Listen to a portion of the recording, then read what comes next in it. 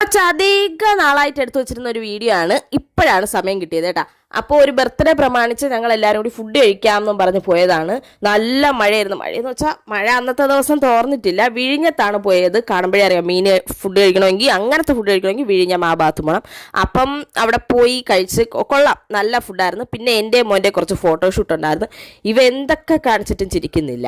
എന്താണ് ചിരിക്കാൻ ഭയങ്കര മടിയായിരുന്നു കേട്ടോ. ഭയങ്കര മസിൽ കൊടുത്തായിരുന്നു. പിന്നെ ഇരിക്കൂല, ആളെ കിടത്തരുത്, ഇങ്ങനെ നിർത്തണം. ഇതാണ് ഏറ്റവും കൂടുതൽ ഇഷ്ടം. അപ്പോൾ ഇങ്ങനെയൊക്കെ കുറേ നേരം കഴിഞ്ഞപ്പോൾ ഫുഡ് വന്നു. ആദ്യം പുട്ട് വന്നു. പുട്ടും മീൻകറിയും കൂടി കഴിച്ചുകൊണ്ടിരുന്നപ്പോഴത്തേക്കും ബാക്കി ഐറ്റംസ് വന്നു. അപ്പം വന്നു, പെറോട്ട വന്നു, പിന്നെ കൊഞ്ച് വന്ന്, മീൻമുട്ട വന്ന്, കക്ക വന്നു.